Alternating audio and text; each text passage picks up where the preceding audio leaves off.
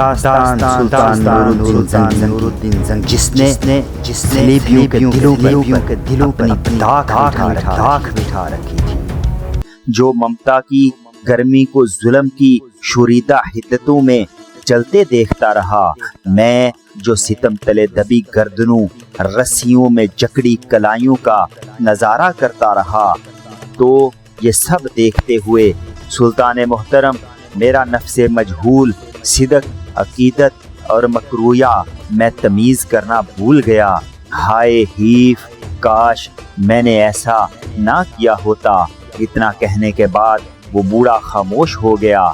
جواب میں سلطان نورالدین زنگی تھوڑی دیر تک اپنے ہونٹ کاٹتا رہا، ضبط کرتا رہا، آنکھیں بار بار ڈبڈبایا جاتی تھیں۔ پھر اس نے اپنے سر کو جھٹکا دیا، آنسوؤں کے کئی قطرے اس کے دامن پر گرے تھے۔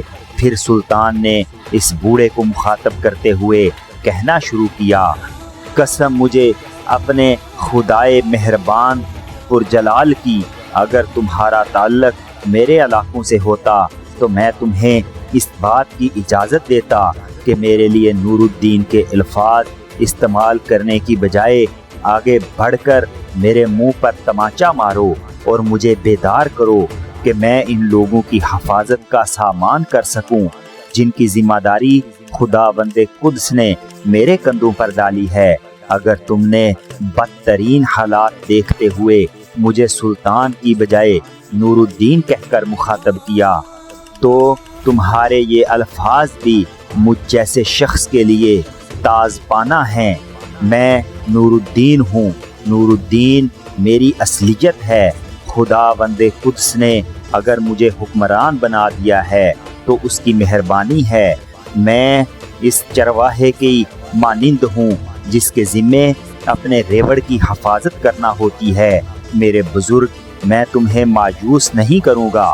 اگر صلیبیوں کے سامنے مجید الدین اپنے سلطنت کے مسلمانوں کی حفاظت کی ذمہ داری نہیں نبھاتا تو اس سے یہ ذمہ داری واپس لے لی جائے گی۔ میں مسلمانوں کو صلیبی درندوں کے ظلم و وجود کا شکار نہیں بننے دوں گا۔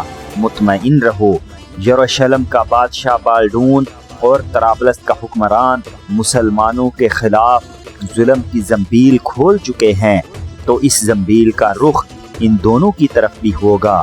مطمئن رہو، جو شکایات تم نے کہی ہیں ان کا ازالہ ضرور کیا جائے گا۔ یہاں حلب میں تمہاری حیثیت ایک معزز مہمان کی سی ہوگی۔ یہاں قیام کرو، اس کے بعد دیکھو تمہاری ان شکایات کے جواب میں کس قسم کا رد عمل اور کس قسم کی تبدیلی رونما ہوتی ہے۔ پھر سلطان نورالدین زنگی کے کہنے پر اس کا جو سالار اس بوڑھے کو لے کر آیا تھا بڑی عزت اور احترام کے ساتھ اسے اپنے ساتھ لے گیا تھا۔ دمشق کے حکمران مجید الدین کی کمزوریوں کی وجہ سے یروشلم کے نصرانی بادشاہ بالڈون کے حوصلے واقعی بے حد بڑھ چکے تھے۔ اس کے پاس ابھی تک یورپ کے صلیبی رضاکار جمع ہو رہے تھے۔ اس کی قوت میں خوب اضافہ ہو چکا تھا، لہٰذا اس نے اپنی سلطنت کو وسیع کرنے کا عمل شروع کر دیا تھا۔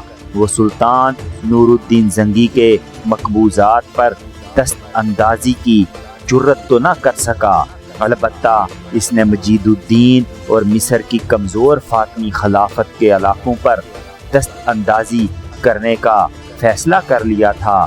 سب سے پہلے اس نے اسکلان کے ساحلی شہر کو فتح کیا۔ اسکلان پر نصرانیوں نے اس سے پہلے بھی کئی حملے کیے تھے، لیکن ابھی تک وہ شہر مصر کی خلافت کے تحت تھا۔ پھر مصر کی بدقسمتی، خلفائے فاطمی میں سے جعفر بامرالد نام کا ایک شخص خلیفہ ہوا، اور وہ ایک انتہا درجے کا عیاش نوجوان تھا اور امور سلطنت میں کسی قسم کا کوئی تجربہ اور سروکار نہ رکھتا تھا، جبکہ یروشلم کا بادشاہ بالڈون جوان تھا، ہونہار تھا، اور وہ ہر وقت نصرانیوں اور صلیبیوں کی فلاح و بہبود کے متعلق سوچتا رہتا تھا، لہٰذا اپنی جنگی تیاریوں کو عروج پر पहुंचाने के बाद इसने अस्कलान का मुहासरा कर लिया। यूरोप से आने वाले सलीबियों की वजह से इसके हौसले जवान थे।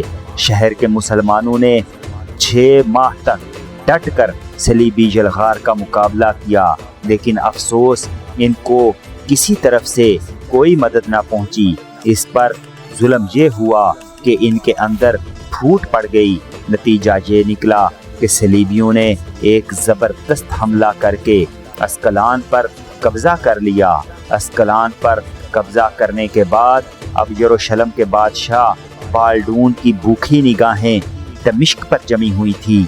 वो चाहता था कि दमिश्क पर कब्ज़ा करने के बाद नूरुद्दीन ज़ंगी पर ज़रब लगाई जाए और माजी में जो नूरुद्दीन ज़ंगी के हाथों सलीबियों को शिकस्तें हुई थीं, इनका बदला और इंतकाम लिया जाए।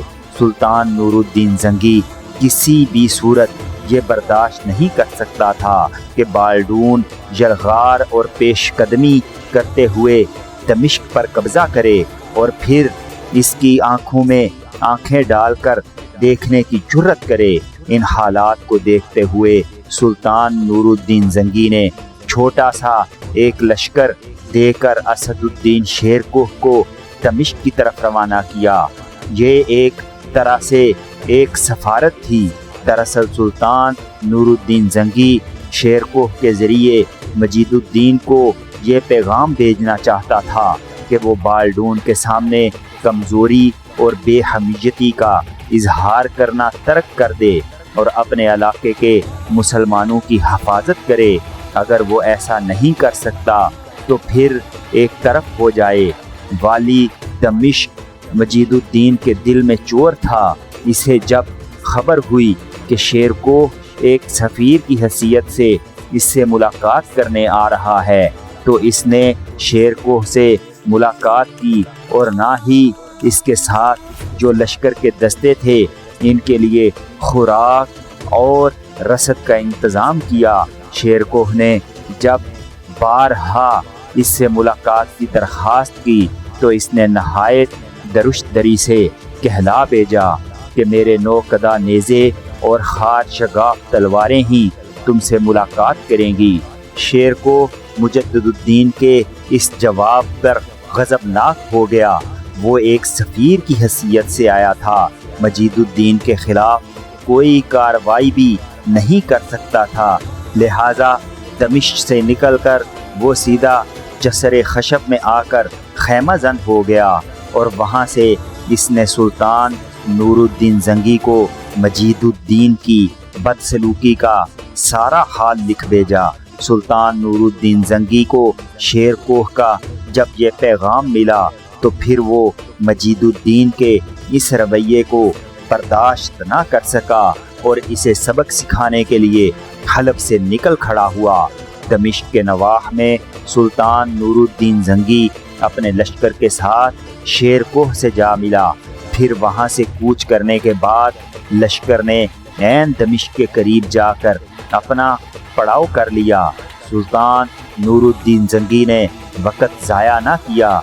दमिश्क पर हमला करने और इसे पुरअमन तरीके से फतह करने के लिए इसने अपने सारे सालारों का इजलास तलब कर लिया था। जब सारे सालार इसके खैमे में जमा हो गए तब सुल्तान नूरुद्दीन ज़ंगी ने इन्हें मुखातब करते हुए कहा, अज़ीज़ाने दरीना, दूसरे इलाक़ों की निस्बत दमिश्क की हालत मुख्तलिफ है। यहाँ मैं बाअमरे मजबूरी लश्कर कशी कर रहा हूँ। अगर वो अहद जो मेरे और मजीदुद्दीन के दरमियान हुआ था कायम रहता तो मैं किसी भी सूरत दमिश्क पर लश्कर कशी ना करता। अब चूँकि मजीदुद्दीन बार बार मुसलमानों के ख़िलाफ़ सलीबियों से साज़बाज कर रहा है, इसकी हुकूमत के वसी इलाके सलीबियों की सरहदों से मिलते हैं, लिहाजा ये इलाके सारे मुसलमानों के लिए सलीबियों की तरफ से ख़तरा बन चुके हैं। अब मैंने अहद कर रखा है कि मजीदुद्दीन के सारे इलाकों को अपनी सल्तनत में शामिल कर लूँगा ताकि सलीबियों के बेपनाह सलाब के सामने मजबूत और मुस्तहकम बंद बांधा जा सके।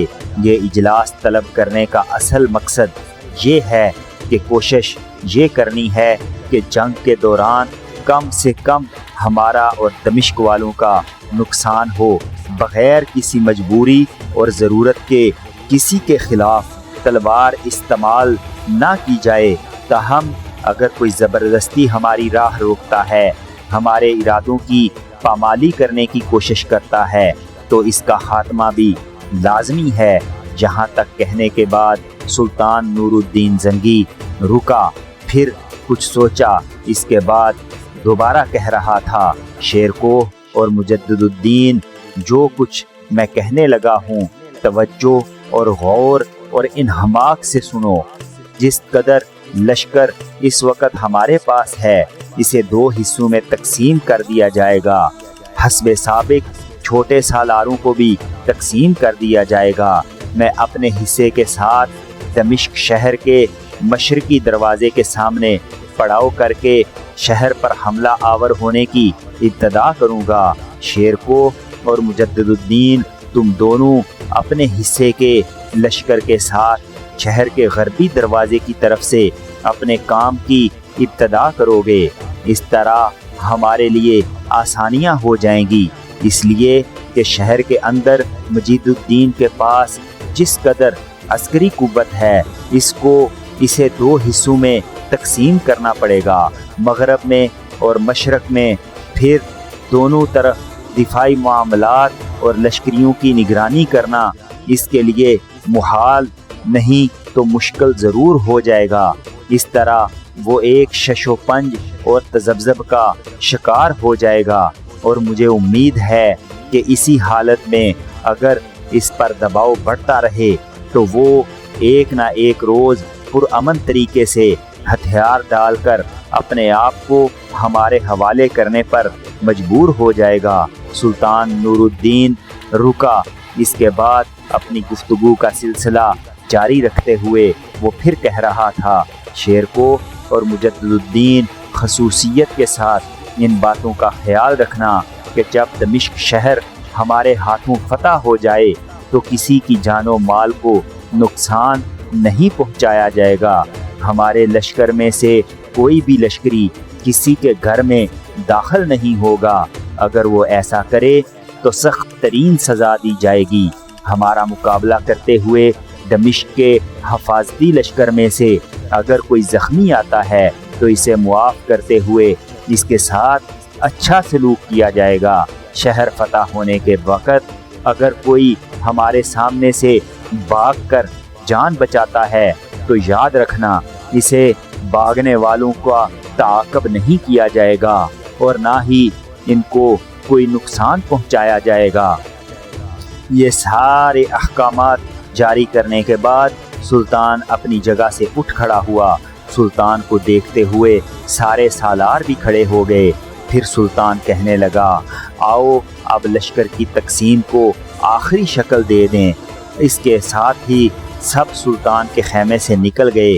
لشکر کی تقسیم کے ساتھ ہی سلطان نے اپنے حصے کے لشکر کو آگے بڑھا کر شہر کے مشرقی دروازے کے سامنے منظم کر دیا، جبکہ اپنے حصے کو لے کر شیرکوہ اور مجدد الدین دمشق کے شہری پناہ کے مغربی حصے کی طرف گئے، اور وہاں انہوں نے اپنے حصے کو منظم کرنا شروع کر دیا، جہاں مجید الدین نے انتہائی قسم کی دینی بے حمیتی کا مظاہرہ کیا تھا، بجائے اس کے کہ ان پر آشوب و حالات